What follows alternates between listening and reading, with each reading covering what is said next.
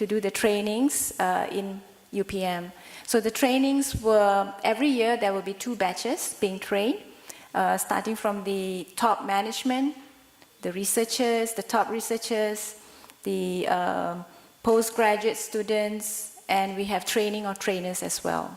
And it goes down to the undergraduate level. So at undergraduate level, the first year that students come in, they are already exposed to innovation and IPR and as well as commercialization at the most basic level. Right now, for undergraduate courses, students are required to be involved in social innovations and social enterprises.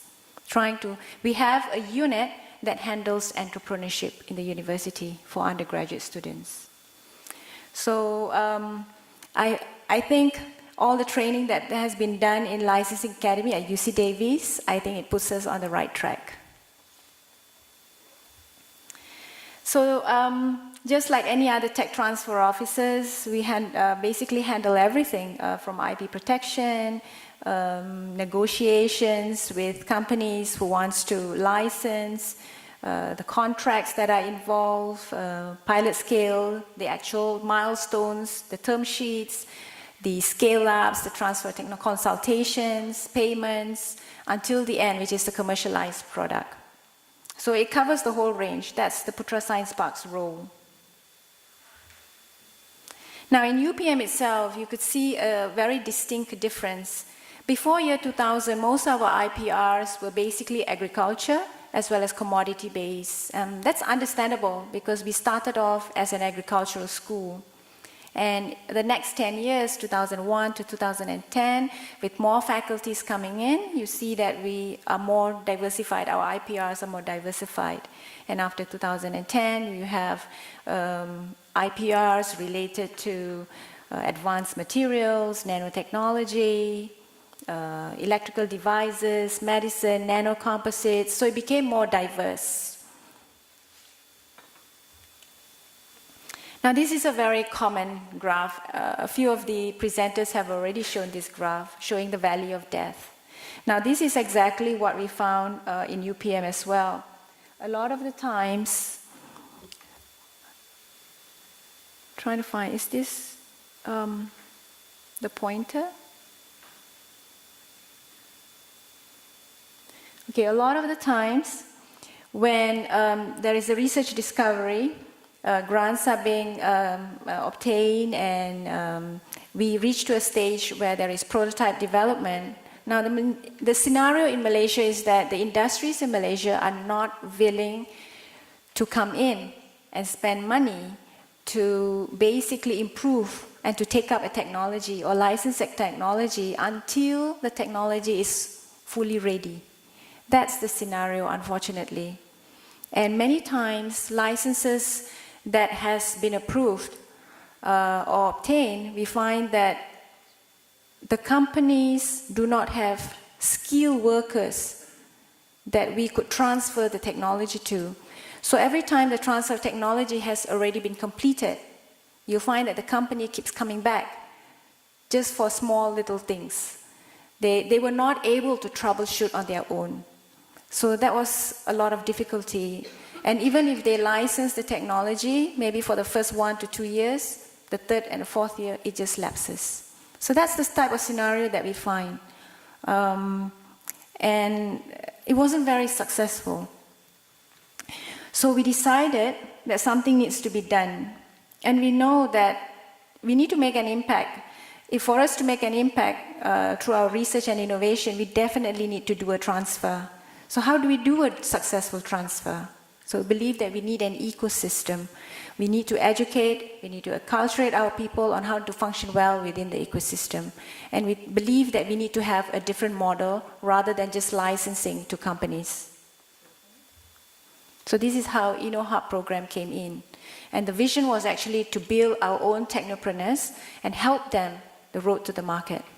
So we hope by doing this, we will cut short the need, the lack of skilled workers that are in the industry and have our own students build their own capability of building their own business. So if you look at this particular graph, so this is where Innohub comes in. So basically, when there is a ready IP that can be commercialized, what would happen was, in UPM, every time you need to file an IP, you need to have a discussion with a group of panel, and the panel would have a discussion with you on whether that particular project can be commercialized and whether the inventor would like to have it commercialized. And if they do, then they will be adopted under the Innohub program, and some seed money will be given. It's not a lot, but it helps. Now, in the beginning itself, it is the panel that would advise and actually select projects that they think will be successful if it comes under the Innohub program. But right now, after it started at the end of 2014, now it's about 3.5 years, we find now it is the researchers who approach us wanting to have their projects in the Innohub. So right now they bid to come into Innohub instead of the panel selecting the projects. So we know that in the Innohub, creating innovation champions, somebody who is passionate about the project or the work is very, very important. We also need to develop policies that are flexible in the university. Unfortunately, a traditional university will have policies that are very rigid, that will not allow researchers to go on sabbatical and to attach to their own startup. But as Susanna has said, there has been changes in the policy based on the Malaysian Education Blueprint as well, and by the Ministry of Science and Higher Education, to allow researchers to start their own startup, to be involved in company, and also to take a sabbatical, to be attached with their own startup, and come back if it doesn't succeed, and they will still have their job running. So it's an opportunity for them to try their hand at business. So we are also developing champions among IP managers, tech transfer professionals, supportive researchers, as well as our postgraduate students itself. And we also continuously engage with important stakeholders. So you can see here, basically what happens is that we no longer just license to existing companies or multinationals or SME. Now we have another strategy, which is to have startups or spin-offs of our own. So Innohub program involves 4 parts: engagement, lean market validation, lean monitoring, and fundraising. So if you look under engagement, what happens is the inventor and you need to find your own CEO. Now, I've talked to a few of you. Looks like some of the models out there, the researcher or the professor actually becomes the CEO. But in UPM, that's not the model. The CEO is usually the postgraduate student. The professor is the one that is like an advisor and holds more of technical and consultative position in the company. So it is the postgraduate student that runs the business. Now, a lot of times, I say this is probably the most important. We find that in the Innohub program, usually the professor and the postgraduate students, when they first start off the first year, they're on good terms. And probably about 30% of at the end of the first or the second year, they're not talking to each other. It happens. And we have also seen cases where the professor overshadows the postgraduate student or the CEO when it comes to pitching. So the CEO should be running the company, but we now see the professor running the company instead of the CEO. So we have a lot of cases like that. So this, to us, is the most important. And then, of course, once they find the right fit, they go through the management training. There's lots and lots of startup meetings. And finally, when they're ready, they'll do the tech transfer, meaning to say that they will license their own technology. So there'll be a term sheet preparation.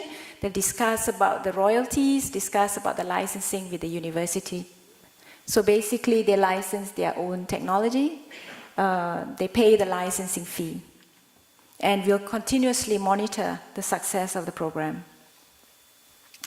So in terms of lean market validation, once they onboard the program, there will be a lot of discussion about problem-solution fit, product market fit. There's a lot of market validation being conducted, and finally skill tests.